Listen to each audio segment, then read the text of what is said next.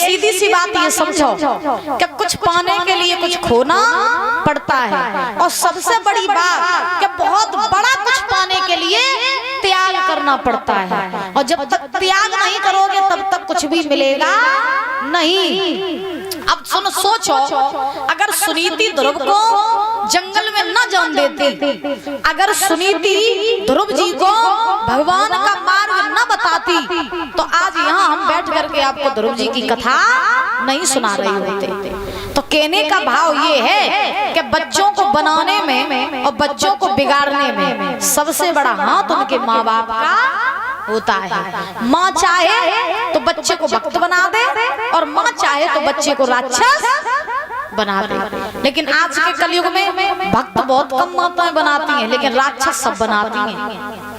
हाँ, आजकल की माताएं महाराज अपने बच्चों को राक्षस सब बनाती हैं, लेकिन भक्त बहुत कम बनाती हैं, बहुत कम। तो देखिए, आज सुनीति ने जवाब दिया, बेटा तुम जंगल में जाओ, तुम्हें परमात्मा मिलेंगे। तो ध्रुव जी बोले, मैया तो छोड़ दिए तब परमात्मा मिल जाए? तो ध्रुव जी बोले, हाँ। सुनीति ने कहा, हाँ, जब तू मुझे भी छोड़ेगा तब तुझे वो परमात्मा मिलेगा। तो 5 साल के ध्रुव जी के मन में वैराग्य आ गया, और वैराग्य धारण करके ध्रुव जी जंगल की तरफ जाने लगे। और मैया से बोले, मैया अब तू जानिए कि हम जंगल में जा रहे और लौटे तो वहीं जब हम परमात्मा को प्राप्त करेंगे। ध्रुव जी चले, नजारा क्या ध्रुव वैरागी हुई है, और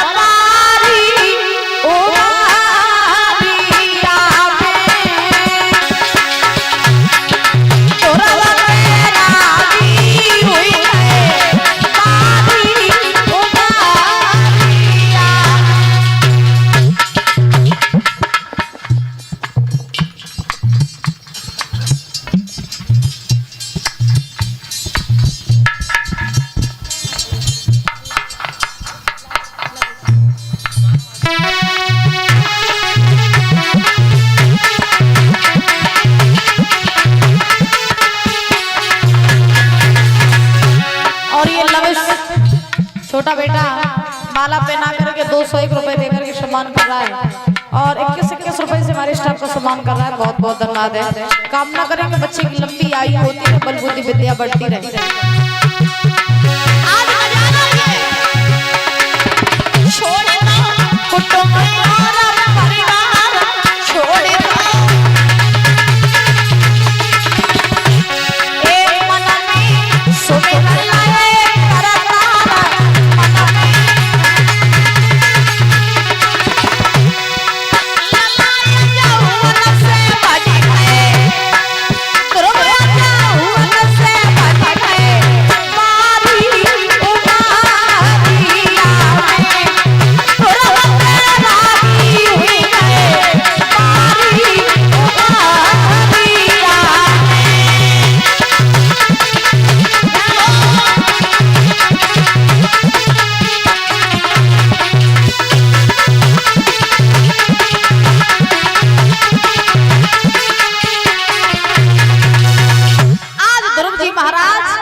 बचपन में ही 5 साल की उम्र में घर छोड़ दिया, परिवार छोड़ दिया, और महाराज जंगल की सीध लगा ली।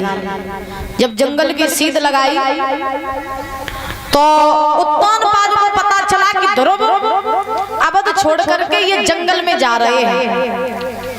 तो 22 में उत्तानपाद ने ध्रुव से कहा कि बेटा ध्रुव, तुम ये अवध छोड़ करके कहीं मत जाओ, क्योंकि जंगल में तुम कहीं भी जाओगे तो कोई शेर भालू तुम्हें खा जाएगा। तुम जो है यही घर पर रहो, हम तुम्हें अपना आधा शासन दे देंगे, जिसमें तुम और तुम्हारी माँ बड़े आनंद से रह लेना, लेकिन ये अवध छोड़ करके तुम कहीं मत जाओ। तो ध्रुव जी मन ही मन में बड़े खुश भाई, अब खुश जासो नहीं भाई, क्यों नहीं आधा शासन मिल रहा। ध्रुव जी जासो खुश भाई, परमात्मा से बोले, बारे प्रभु, बारे परमात्मा, अबे तो हम तुम तब मिले ना, अबे तो हमने तुम्हें सिर्फ, अबे हमने तुम्हें सिर्फ जाना है, तुम्हारे बारे में सिर्फ हमने पता लगाया है, ना हम तुम तब मिले और ना हमने अब तुम्हें देखो और हमें यहाँ तो शासन मिलने लगो और सोचो कि जब तुम हमें मिल जाओ तो पता नहीं हमें क्या मिल जाए। तो ध्रुव जी बड़े खुश बोले, बारे परमात्मा तुम तो वास्तव में मेरे असली बाप। लेकिन ध्रुव जी महाराज ने उत्तानपाद से कहा, बोले राजन तुम्हारा राज्य तुम्हें मुबारक, मुझे तो मेरे प्रभु प्यारे हैं, जिन्हें दाम प्यारे उन्हें दाम दे दो और मुझे राम प्यारे, मुझे राम दे दो। जिन्हें दाम प्यारे हैं उन्हें दाम दे जा, वो तो मेरे प्रभु प्यारे हैं, हम तो उनमें ही अपना जीवन समर्पण कर देंगे। देखो 5 साल के ध्रुव जी महाराज ने आधा शासन ठुकरा दिया और होते आजकल के डोकर या 60 साल को डोकरा या 9-20 साल को लड़का और भगवान धरती को तर आते, भगवान जगाते तुम कुछ मांग ले, तुम कुछ मांग ले तो आदमी जई का तो हमें पहले पैसा वालों बनाए दो, खूब बढ़िया मेरे मेल बन जाए, खूब महंगी महंगी गाड़ी आ जाए और बढ़िया रुपया के बिछौनन पे सोवे तो पैसा दे हमें प्रभु। क्यों परीक्षित जी महाराज, भगवान अगर धरती को तर तुम क्या मांगे हो? परीक्षा रुपया पैसा मांगे हो कि भगवान को मांगे हो, क्या मांगे हो? सही कहा, आज के जमाने में रुपये पैसा आदमी मांगते हैं। देखो जी बाबा तो तुम तो मांग लियो रुपया पैसा, क्यों बाबा? तो कहने का अभिप्राय कि आज के जमाने में ना लोगों को भगवान प्यारे नहीं, लोगों को प्यारा है क्या? पैसा। वृंदावन बिहारी लाल की, राधा रानी सरकार की। आज ध्रुव जी ने आधा शासन ठुकरा दिया, जंगल की सीध लगाई और ध्रुव जी महाराज जंगल के लिए जाने लगे, नंगे पैर जा रहे हैं। 5 साल की उम्र है, चेहरा सूर्य की तरह चमक मार रहा है ध्रुव जी का। हुआ ये कि जब जिस गली से ध्रुव जी निकल रहे हैं उस गली की लड़कियां स्त्रियां सब ध्रुव को देख के मोहित हो रही हैं और कह रहे हैं बेना सुंदर पूत है, मुझे लगा जब मैया मरी ताई सजू अनाथ लोग घूम रहा हूं। अब महाराज लड़कियों बोली है, अरे देख ले बेना उमरा को है मारो, देख ले बेना उमरा को है मारो।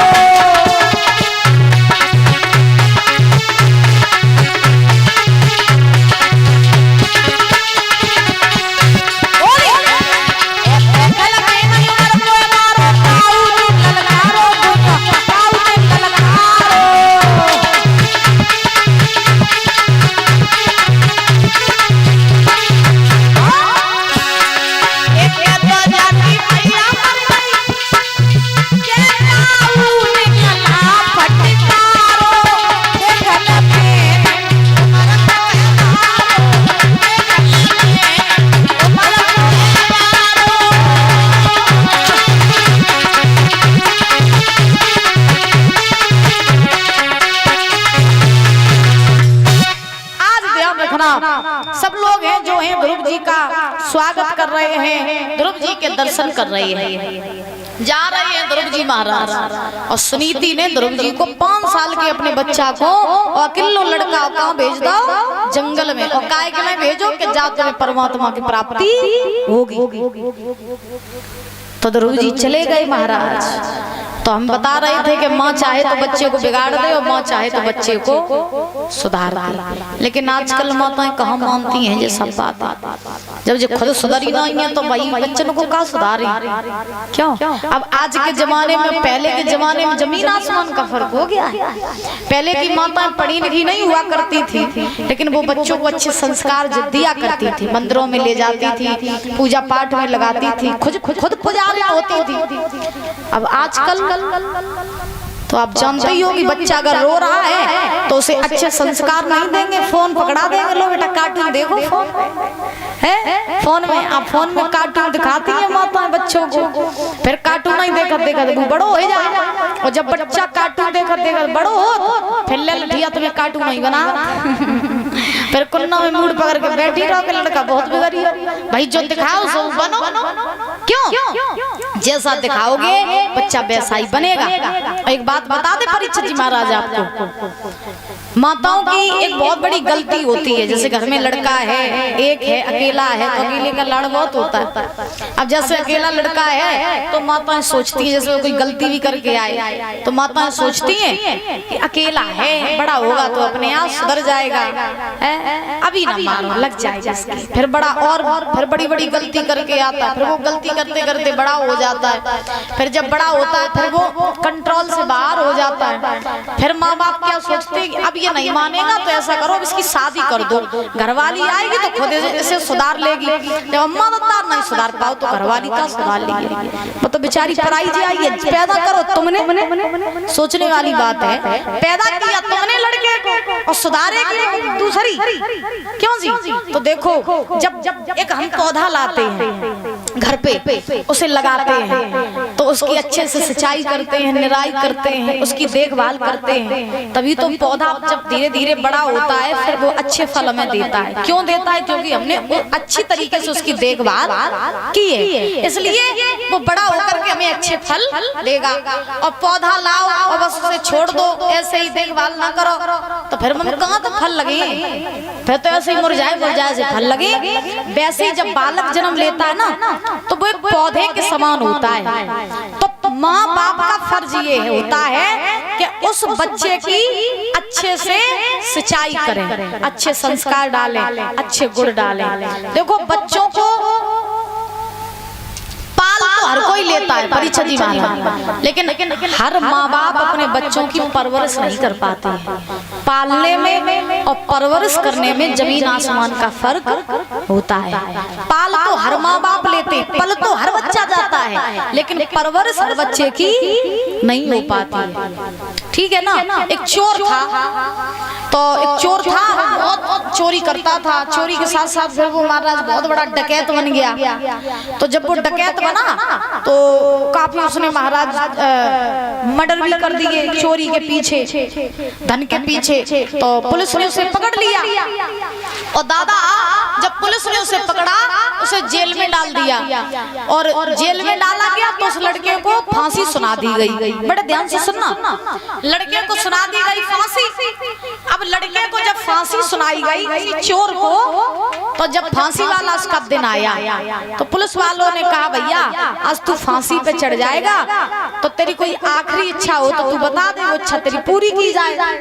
तो चोर ने कहा भैया आखिरी बार मैं अपनी माँ से मिलना चाहता हूँ। चोर ने क्या कहा कि आखिरी बार मैं अपनी किससे मिलना चाहता हूँ? माँ से। तो अब पुलिस वालों ने देखा, बोले वाह जी वाह कितना सीधा लड़का है, देखो मरने जा रहा है और अपनी माँ से मिलने की इच्छा कर रहा है, तो पता नहीं क्यों इसने इसे फांसी हो गई।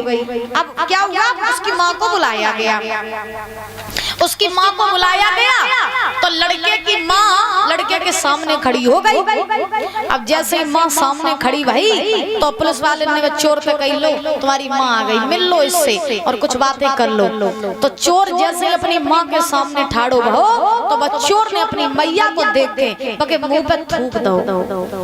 चोर ने अपनी माँ के मुख पे थूक दिया, और जब थूका तो पुलिस वालों ने पूछा, बोले तूने अभी तो कह रहा था कि तुझे माँ से मिलना है, अब तूने थूका क्यों उसके मुंह पे? तो चोर ने कहा कि इसलिए अगर ये चाहती तो आज मुझे फांसी की सजा नहीं होती। चोर ने कहा ऐसा, तो पुलिस ने कहा ऐसा क्यों? तो चोर ने कहा कि एक दिन में स्कूल से एक बच्चे की साइकिल चुरा लाया और सबसे पहले मैं इस माँ के पास आया और मैंने ऐसे दिखाई, देख माँ मैं ये साइकिल चुरा के लाया, तो उसने ना मेरे तमाचा मारा और ना मुझे डांटा, बल्कि वो साइकिल चुराने में इसने मेरी हेल्प की। तो मुझे ऐसा लगा कि चोरी जैसा तो धंधा कोई हो ही नहीं सकता है, तो इसलिए फिर मैं धीरे धीरे और चोरी करने लगा, फिर मैं इतना बड़ा डकैत बन गया जो आज मुझे फांसी हो गई। और बाई दिन अगर जब मेरे तमाचा मार देती तो आज हमें फांसी की सजा नहीं होती। तो बच्चे के भीतर गुण जितने भी जाते हैं सब माँ से जाते हैं। घर में लड़का लड़की हो तो माँ बाप नहीं, माँ नहीं कहती है लला अपने चाचा पे गो, देखो नग नक्शा बना चाचा जैसे है,